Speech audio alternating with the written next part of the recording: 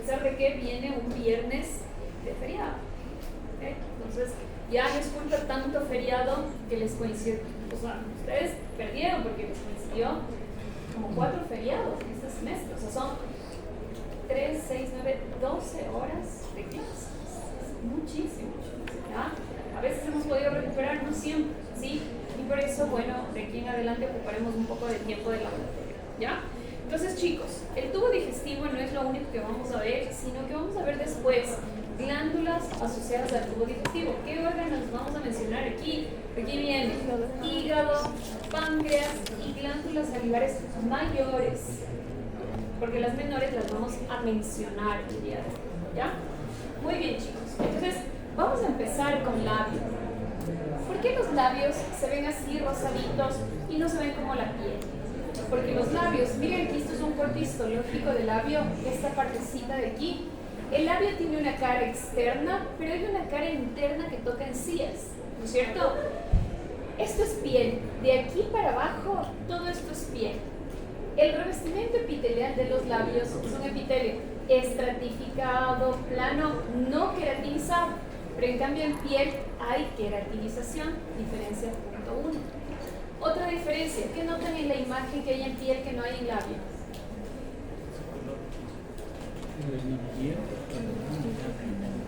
En piel que no. Dura.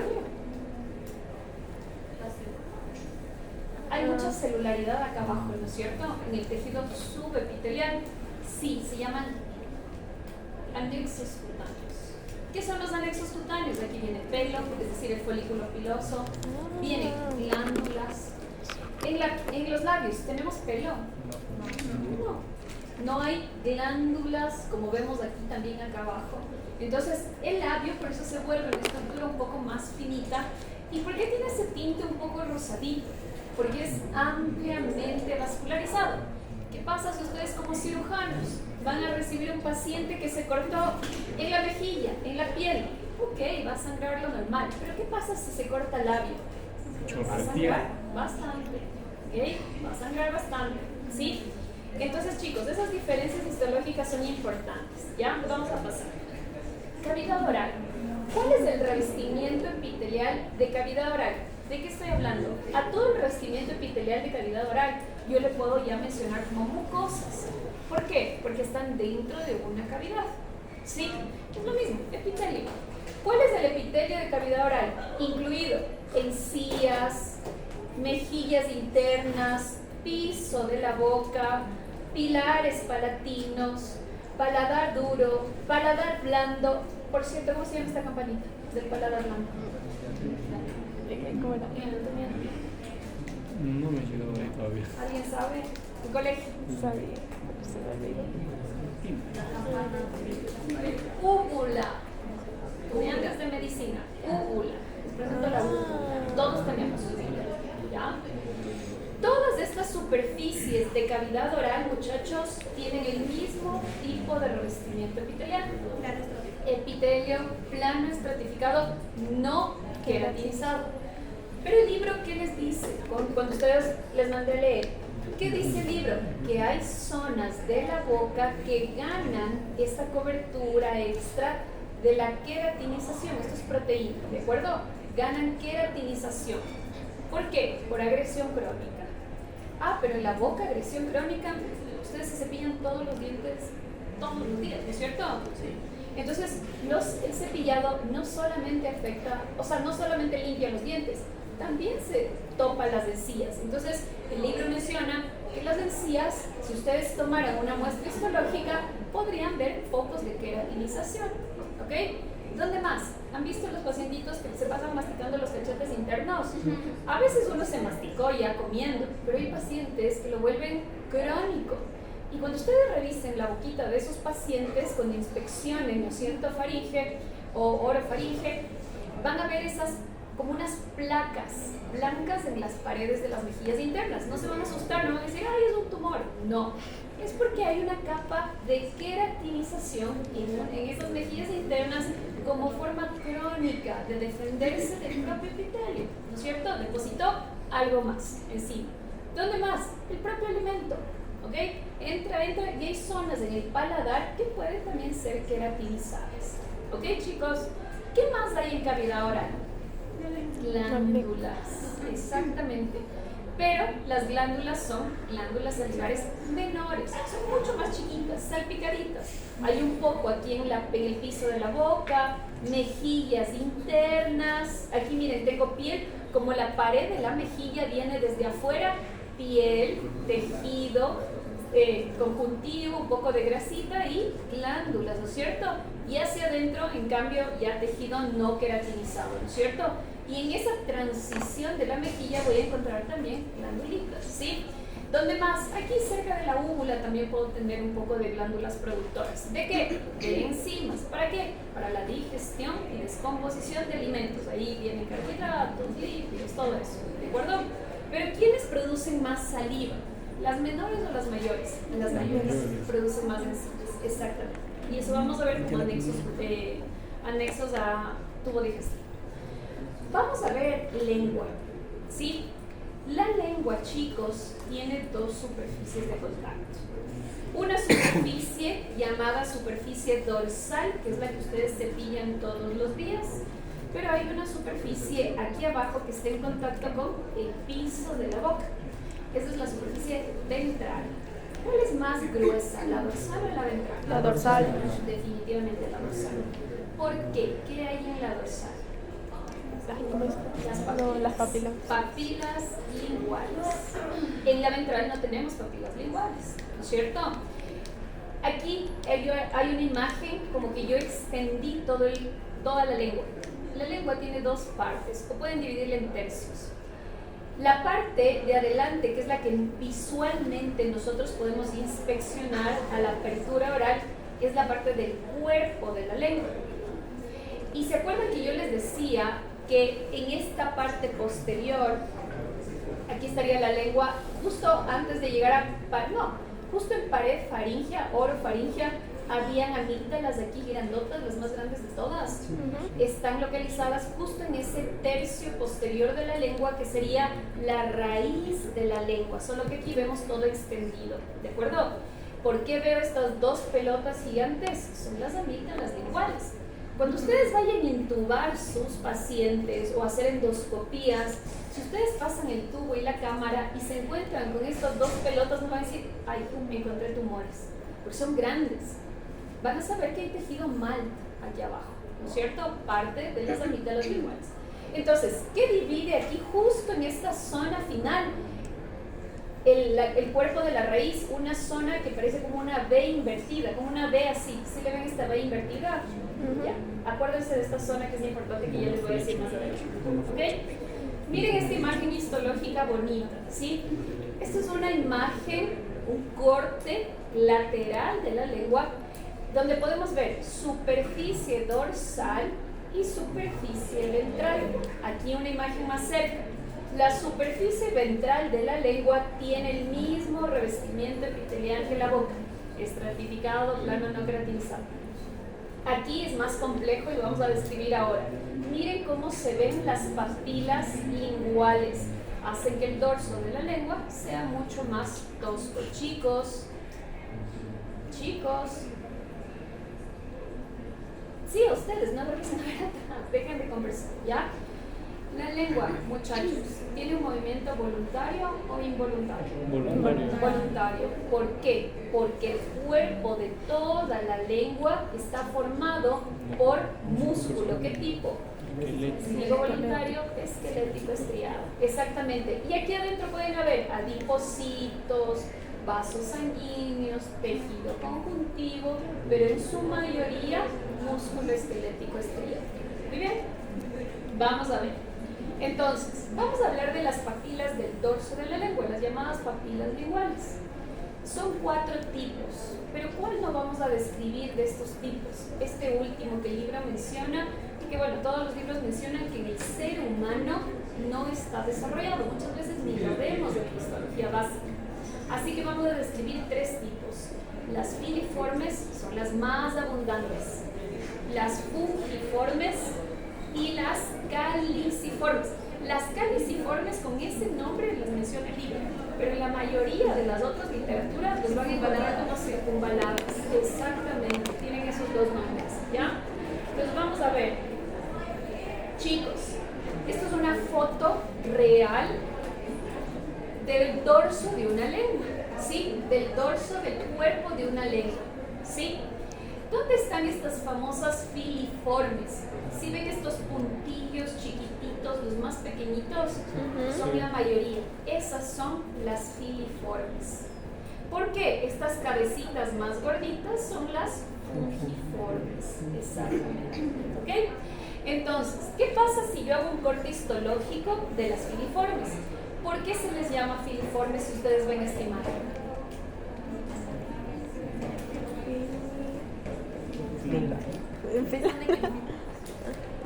Porque tienen puntas, tienen filos, ¿no es cierto? Porque son como filudas. ¿Sí? Exactamente. Miren chicos, punta, punta, punta. Incluso las puntas no son siempre piramidales. A veces son así las puntas, pero acaban en puntas. ¿De acuerdo? ¿Qué les parece este revestimiento epitelial de las papilas? ¿Les parece grueso o delgado? Grueso. Tosco, ¿no es cierto? Y eso permite que nosotros, bueno, naturalmente podemos cepillar la lengua sin erosionar, sin ulcerar todos los días, ¿no es cierto? Es un epitelio grueso. Chicos, aquí las papilas filiformes tienen queratina. Es una diferencia importantísima, ¿de acuerdo? La mayoría de la cavidad oral no tiene queratina, pero aquí nacen queratinizadas, ¿de acuerdo? Son propiamente queratinizadas. Las bases de las papilas filiformes no hacen cuellitos angostos, sino son anchas, ¿ok? Ahora, vamos con las papilas fungiformes, estas que se ven más tosquitas. Las fili y las fungi están en el dorso del cuerpo de la lengua. ¿Qué les parece esta papila fungiforme? ¿Por qué se le llamará fungiforme? En forma de hongo. Definitivamente, ¿no es cierto? Yo les decía, los histólogos y los anatomistas antiguos, ellos describían lo que veían. O sea, no iban más allá de descubrir el agua tibia. Se parece todo. Si les ponían el nombre de lo que veían. Chicos, sí, como ustedes dicen, aquí incluso ustedes van a ver que en sus láminas las fungiformes se ven incluso aquí como una copita. Aquí está medio plana, no debería ser así, pero se ven como unas cabecitas de hongos. ¿Y qué forma aquí? Un cuellito, que sería como el tallito, ¿no es cierto?, del honguito, ¿ya? Eso no veíamos en las filiformes, que eran anchas. Ahora, aquí hay epitelio estratificado, plano, pero no es queratinizado, y eso es una diferencia importante. ¿Por qué? Ustedes ven como estas cebollitas claras incrustadas en todo el epitelio, sí, desde la base hasta la punta. Estos cuerpos son cuerpos sensoriales, son cúmulos celulares que se llaman botones gustativos, mal llamados papilas gustativas. ¿Por qué digo mal llamados? No es lo mismo esta estructura que la papila, ¿no es cierto? Entonces debería quedarse como botón mismo, porque está incrustado en el epitelio de una papila. Llamarles a las dos de papila como que confunde, ¿ok? Y el libro no describe esa diferencia, por eso puede haberles confundido esta vez que vinieron leyendo, ¿ya? ¿Y los corpúsculos gustativos? Estos. Sí. Es exactamente lo mismo. Raramente se les llama corpúsculos. La mayoría vas a ver botones. Bueno, entonces chicos, otra diferencia. Aquí yo tengo botones gustativos. Los botones gustativos son los que captan los sabores, ¿sí? ¿Dónde los captan? Aquí hay una apertura en la superficie. Entonces, ¿qué pasaría si esta papila depositara una capa de queratina aquí encima? No se podría saborear, ¿Cómo va a captar? Es como que estoy tapando el punto de captación, el agujero, ¿no es cierto? Entonces, esa es una diferencia importante. Las papilas fungiformes no son queratinizadas como las filiformes. Por eso las filiformes no tienen botones gustativos. ¿De acuerdo? Siguiente papila. Aquí viene. Esta es una imagen de una lengua cadavérica. Está fijada en formol. Es una lengua real, ¿no es cierto? Este es el cuerpo de la lengua que les describí en esta imagen. Esta es la raíz de la lengua. Aquí está la B invertida que les describía aquí. ¿Por qué es importante esta B invertida? Aquí están las papilas más grandes de toda la lengua, ¿sí? Las papilas llamadas caliciformes o circunvaladas, solamente aquí, y ustedes sí pueden llegar a inspeccionar. Incluso la gente que se cepilla muy hacia adentro de la lengua, estas como no son queratinizadas en la superficie, podrían sangrar, sí, son más susceptibles. Entonces, miren, esta es una papila circunvalada. Comparen con el tamaño de las otras papilas. Es enorme, ¿no es cierto? Y también hacen estos cuellitos aquí. Se describe que el grosor de esta papila, del epitelio, sí son gruesitos, que las cabezas de esta papila no son como los honguitos, sino son planas completamente. Esa es la característica anatómica de esta papila. Y ahora, aquí puedo tener unos foquitos pequeños de queratinización, precisamente por el cepillado, por los alimentos que pasan por ahí. Puedo tener focos de queratinización, pero la mayoría no está queratinizada. ¿Por qué? ¿Qué ven aquí? Los botones. Botones gustativos. Tengo la mayor cantidad de botones gustativos incrustados en el epitelio de las papilas circunvaladas.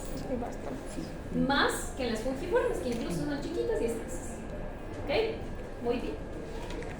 Chicos, les presento, aquí están los famosos botones o papilas gustativas. Miren, aquí está el revestimiento epitelial. Desde la base hacia la superficie, epitelio estratificado plano. Aquí están incrustados múltiples células con un citoplasma clarito que tienen el formato, no sé, a mí me parece una cebolla, pero otras personas me dijeron que parece una pera, no sé. Una cebolla. Quieran decir. Sí. ¿Y qué pasa con estas cebollitas? Miren aquí. Aquí tienen el punto de apertura para receptar los sabores y se llama poro gustativo. En algunas láminas en laboratorio ustedes van a ver el poro así, clarito, ¿de acuerdo? No van a ver abierto, así, en un mundo perfecto, en una ultramicroscopía, ¿no? Nosotros tenemos láminas reales abajo. Esto es lo mejor que consigo en imágenes para que puedan entender, ¿ya? Chicos, hay 3 tipos de células aquí, incrustadas en los botones gustativos, por eso se les llama órganos sensoriales, es un conjunto de células. ¿Cuáles son? Lean. Estas rojitas, ¿cómo se llaman? Se llaman células de sostén. Histológicamente son células epiteliales, columnares, que están sujetando algo, por eso se llaman de sostén, ¿no es cierto? Y una característica importante de las células de sostén es que, ¿qué tienen aquí arriba? Microvellosidades. ¿Por qué hay microvellosidades en la superficie de un botón gustativo?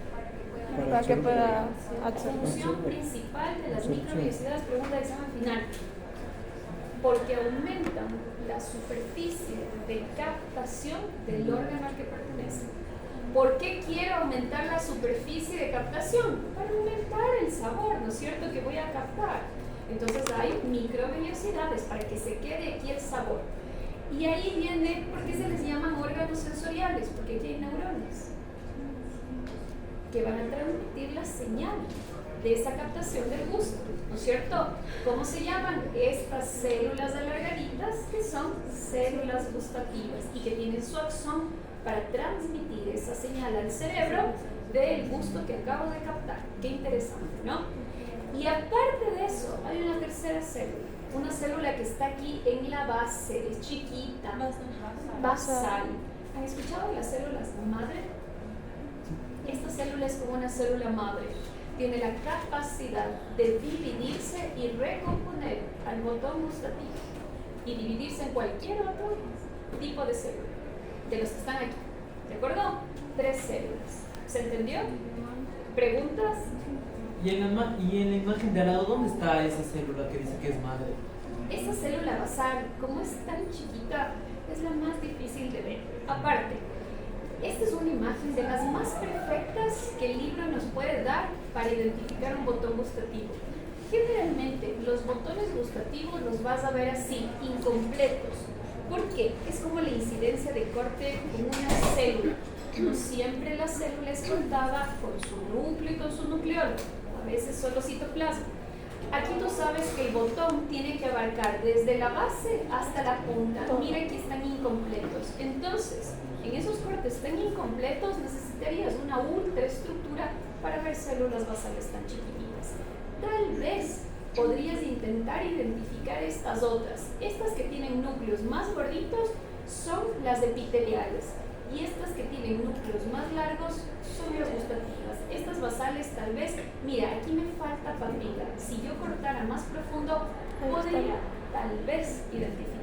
Dos incidencias de corte. Las células basales pueden llegar a reemplazar las células neuroepiteliales o lo Sí, exactamente.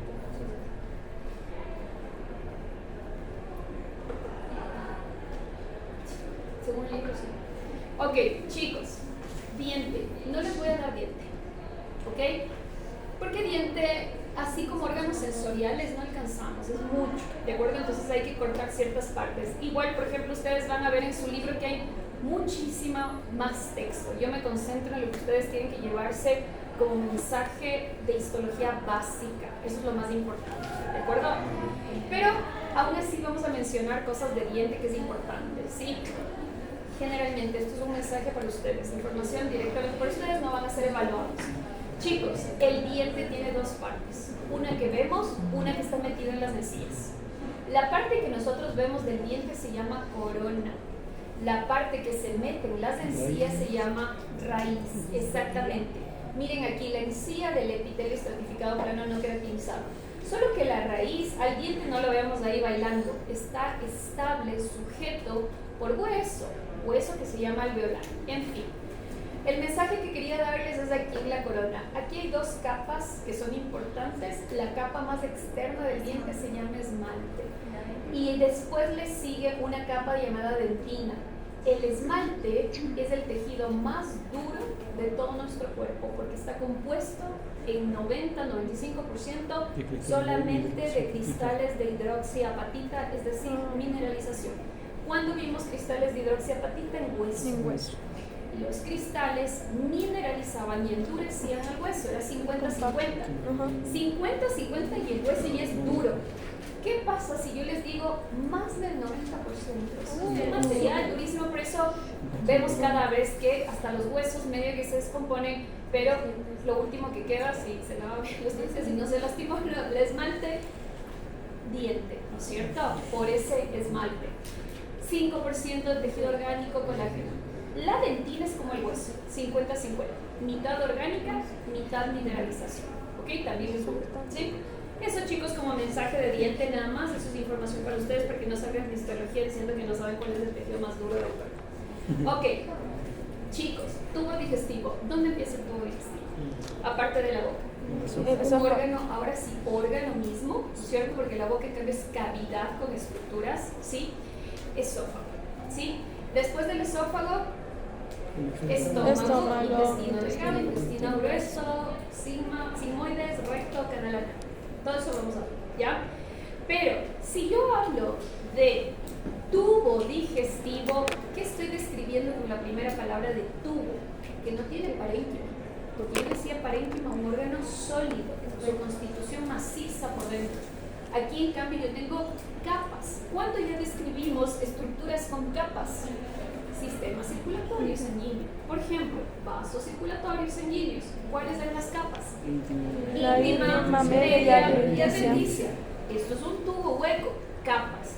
¿Cuáles son las capas del tubo digestivo desde la capa más interna que está en contacto con el alimento y la capa más externa? Esto se conserva como generalidad en todo el tubo digestivo. ¿Sí? ¿Cuáles son las capas? Mucosa, muy bien, la primera capa mucosa, submucosa, muscular, propia y serosa o adventicia. ¿Ok? Así como tenemos claras cuáles son las cuatro capas, mucosa, submucosa, muscular, propia, adventicia, así teníamos claras las capas del vaso, ¿cierto? Íntima, media, adventicia. Y luego quisimos desglosar cada capa para saber qué tejido tiene por dentro. Eso vamos a hacer aquí, ¿cierto? Miren esta imagen. Me pareció la imagen más fácil y más didáctica para traerles, que no está en el libro, para que ustedes entiendan la composición de esas capas, ¿ok? Entonces, es como si yo tomara un pedazo de esta pared y pusiera en esta imagen, ¿sí? Entonces, mucosa, submucosa, muscular, propia y serosa o adventicia. ¿Cuál es la composición histológica? ¿Cuáles son las partes de la mucosa? Primero, ¿cuál es la primera capa que siempre está en contacto con la luz? Epitelio. ¿Por qué no les digo qué tipo? Porque en cada órgano del tubo digestivo va a ir capando el epitelio. Sí, estamos en generalidades. ¿Qué sostiene a los epitelios? Tejido conjuntivo. Siempre los epitelios pisan lámina basal, eso siempre, porque si no salen volados, ¿no es cierto? Se anclan en sus ejes. Ahora, abajo del epitelio, que estaría esta línea oscura, hay tejido conjuntivo. Ese tejido conjuntivo tiene un nombre, se llama lámina propia. Lámina propia, ¿sí? Aquí empiezo a ver leiomiocitos. Y los leiomiocitos forman parte de la muscular, pero de la mucosa. Por eso yo les digo aquí, mencionen esta capa muscular como muscular propia, porque aquí tengo otro músculo, liso igual, muscular de la mucosa. De nuevo, en resumen, mucosa, epitelio, lámina propia, muscular de la mucosa. ¿Está claro? Ok. Siguiente capa, submucosa. ¿Qué tengo en la submucosa? Tengo una sábana de fondo de tejido conjuntivo denso no modelado. Esa es la base de la submucosa. ¿Pero qué tengo dentro de la submucosa? Vasos circulatorios, linfáticos, arteriales, venosos. Pueden haber glándulas en la submucosa. ¿Y qué va a haber? ¿Se acuerdan que les decía en sistema nervioso periférico? Hay nervios que van intramurales, ¿sí? Intramurales, les explico luego, llego el, ¿no es cierto? Entonces, esas raíces de troncos nerviosos o ganglios, cuando se meten en las paredes, aquí en el tubo digestivo se llaman plexos nerviosos. Vamos a tener un plexo nervioso en la submucosa y otro acá que ya les describo. El plexo nervioso de la submucosa, miren esta imagen. ¿Sí ven esta tripita? Ya. No solamente puedo encontrarle así, también puedo encontrar células ganglionares, también se pueden meter, ¿no es cierto?, intramurales. Aquí tengo tejido conjuntivo de la submucosa. Este plexo nervioso se llama submucoso o de Meissner, con doble S. Meissner. ¿Ok? Ahora, volvamos. Capa muscular propia. Aquí el autor de esta imagen se jaló. Intenté editarle, pero no pude, ¿ya? Entonces les explico, porque es súper didáctica la imagen, solo por eso no les cambio. Estas fibras deberían estar aquí y estas de acá, y eso es lo que ustedes vieron como músculo liso en sus láminas, ¿no es cierto? Entonces, la capa muscular propia se divide en dos subcapas de músculo. Una que se llama circular hacia adentro y una que se llama longitudinal hacia afuera. Entonces, esta circular debería tener el corte transversal y la longitudinal debería estar acá abajo, por eso les digo que se jalan. Ya, eso ustedes vieron y van a ver de nuevo en laboratorio. Ahora, en medio de estas capas circular y longitudinal del músculo tenemos un plexo. Y este plexo es sumamente importante. Incluso algunas personas en laboratorio me preguntaron, profe, entre esos leiomiocitos en corte transversal y longitudinal veo unas células claras. Y yo les dije, luego les explico, esos eran los plexos nerviosos. Ese plexo se llama plexo mientérico. ¿Por qué mientérico?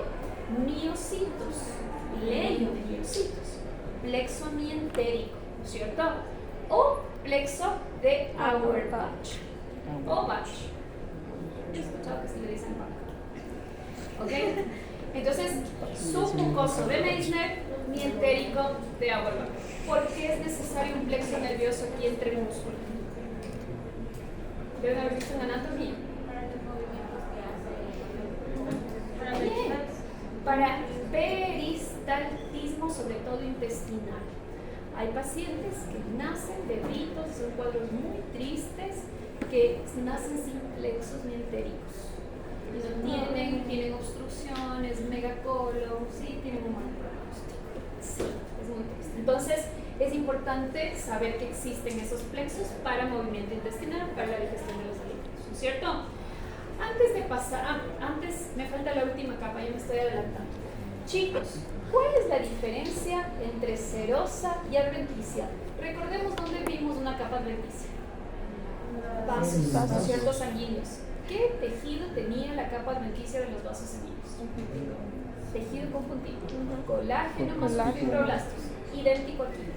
Capa adventicia, hagan de cuenta que el colágeno está en amarillo y aquí los vasitos sanguíneos que siempre van a estar entre los tejidos.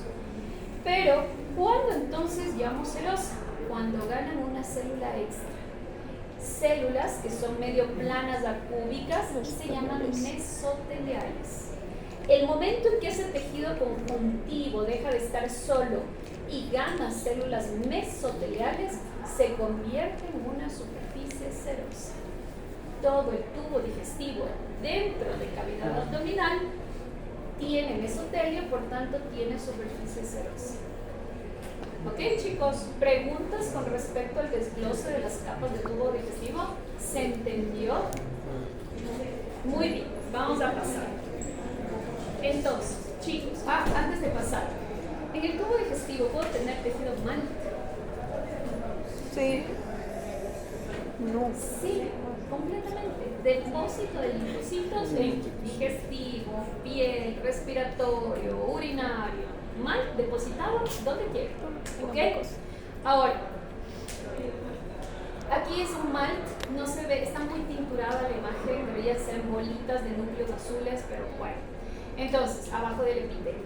Yo les decía, ese malt, para complicarnos la vida, van a leer en el libro que en el tubo digestivo le cambiaron la primera letra por GALT, por tubo gastrointestinal, GALT. Luego vamos a ver que en pulmón, en bronquios, BALT. Bueno, todo malt, es exactamente lo mismo. ¿Ok? Sí, no sé por qué. Vale. Ahora sí, empecemos. Órganos. Esófago. ¿Sí? El esófago, chicos, yo sé que en anatomía ustedes dividen el esófago de forma distinta y luego en gastroenterología, en la clínica, van a dividir de otra forma el esófago. Para fines prácticos y que ustedes puedan entender este cambio que les voy a explicar, vamos a dividir en 3 tercios del esófago. ¿Ok? Tercio superior, medio e inferior. El tercio superior se va a conectar con la boca, el tercio medio aquí y el tercio inferior, ¿en dónde está? Pasando el diafragma, conectándose con el estómago. ¿Se entendieron los 3 tercios? Ya. Hay diferencias puntuales en la pared del esófago en sus porciones. ¿Cuál capa cambia? Las dos últimas, la muscular propia y la última, ¿sí? Chicos, la muscular propia que está en el tercio superior tiene músculo igual que la lengua, músculo esquelético estriado. Yo sé que el esófago no es voluntario, no lo vemos así como campanita dentro, pero el hecho de que sea esquelético estriado ayuda a la deducción voluntaria. ¿De acuerdo? Eso describen los libros y realmente tiene lógica, ¿no es cierto? Ahora, ¿siempre se conserva? No, es el único lugar del tubo digestivo que va a tener músculo esquelético estriado. En el tercio medio del esófago va a haber un cambio, una zona de transición, y va a empezar a cambiar de músculo esquelético estriado a músculo liso, como un miti-miti, ¿de acuerdo? ¿Okay? Pasó diafragma en su tercio inferior o distal, solamente músculo liso. Bien. Y de aquí en adelante toda la pared es de músculo liso en cavidad abdominal, ¿ya? Otra diferencia, última capa. Aquí en tórax, es decir, tercio superior y tercio medio, la última capa solo va a ser colágeno, es decir, solamente adventicia. Entró a cavidad abdominal en su último tercio y de aquí en adelante la última capa de todo el tubo digestivo va a ganar mesotelio, es decir, va a tener serosa. ¿Se entendió, chicos? Ya. Vamos a ver una imagen. Imagen del esófago, ¿sí? El esófago es un tubito, como yo cogiera y cortara una tapa y le pusiera el microscopio. Aquí tienen la luz en el centro y la pared, ¿no? Como ustedes pueden ver, por aquí no está pasando nada. Entonces se ve como cerradita la luz del esófago y medio plegada, ¿no es cierto? Tiene pliegues, no es lisa completamente. Si es que estuviera pasando alimento por aquí, pues hay una pequeña distensión, como que una apertura para permitir el paso, ¿cierto? ¿Qué pasa si yo cojo y corto la pared del esófago? Esta es la pared del esófago, van a ver de esta forma en sus láminas. Vamos con las capas. Mucosa, submucosa, muscular y adventicia o serosa, dependiendo en dónde estoy, ¿no es cierto? Chicos, la mucosa del esófago no está bien definida el límite con su submucosa. Parece que todo es una cama de colágeno, ¿no es cierto? Entonces hay estructuras que me van a permitir decir, ok, estoy en submucosa. Como por ejemplo, estas glándulas, que ya las vamos a describir, ¿ya? Vamos con la mucosa. La mucosa tenía epitelio y lámina propia, ¿no es cierto? ¿El epitelio de qué tipo? Estratificado, plano, no queratinizado. Tejido conjuntivo, lámina propia. Submucosa, chicos. Aquí la muscular de la mucosa no está bien desarrollado, entonces los leiomiocitos están medio perdidos por ahí, ¿ya? Eso no es igual en el estómago o en el intestino. Los leiomiocitos realmente forman una capa que divide las dos. En cambio aquí no, aquí están ahí medio regados, ahí dispersos, ¿ya? Chicos, en la submucosa puedo encontrar túbulos mucosos de glándulas. No hay glándulas mixtas, únicamente túbulos mucosos, ¿sí? Los túbulos mucosos ¿son exócrinos o endócrinos? Exócrinos. ¿Por qué? ¿Qué es esto de aquí? Que se está abriendo hacia la luz. Esta es la porción secretora. ¿Y esto? ¿Por dónde sacan la secreción? Por un conducto. Miren el conducto de las glándulas, ¿cierto? Ahora, los túbulos mucosos, ¿qué secretaban? ¿Qué producían? Moco. ¿Por qué necesito que el moco salga por los conductos y se vaya a la superficie del esófago? ¿Por qué necesito moco? Para que El moco necesita para eso.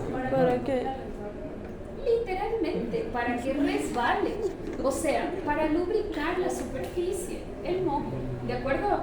Entonces, porque imagínense, hay un bolo medio grande con demasiado y se queda impactado ahí, no, ¿cierto? Entonces hay que lubricar la superficie por la presencia de estas glándulas. Todo tiene una razón de ser, chicos. Ustedes con un poco de conocimiento empiezan a desglosar y a analizar el por qué están las estructuras ahí.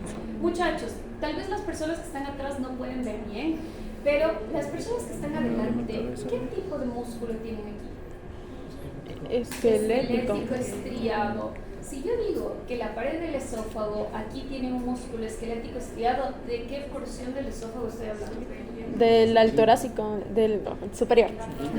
Tercio superior o tercio medio, justo en la zona de transición, ¿no es cierto? Muy bien. Y si estoy diciendo que estoy en músculo esquelético, ¿cuál es el tipo de última capa que tengo aquí? Colágeno y... bueno, no tiene mesotelio. Entonces, solamente adventicia. ¿Se entendió, chicos? ¿Preguntas? Ok, nos vamos a quedar aquí. Próxima clase, terminamos todo digestivo, leen. O sea, de acuerdo hasta esófago. Hasta esófago. ya. Ok. Chicos, no, antes de que se vayan, tengo una imagen más. Antes de que se vayan, a ver, puse un extra aquí. Les presento una pieza quirúrgica que nosotros recibimos en patología. Fue por un tumor de esófago, perdió todo el esófago y el estómago. Entonces esto es abierto y fijado en formol. El esófago, miren cómo no es planito, es plegado, tiene pliegues. Y si ven cómo el color de la mucosa del esófago y del estómago es distinto, porque el epitelio es completamente diferente. Esta zona de transición se llama zona esófago, de transición esófago-gástrica. Y aquí, ¿qué hay? Un esfínter formado por músculo. ¿Para qué? El cardias. El cardias. Para que no se se devuelve la justo esta zona de transición histológicamente es así, y van a estudiar el estómago, que es uno de los órganos más complejos. ¿Ok? Adelante, chicos, entonces nos vamos abajo.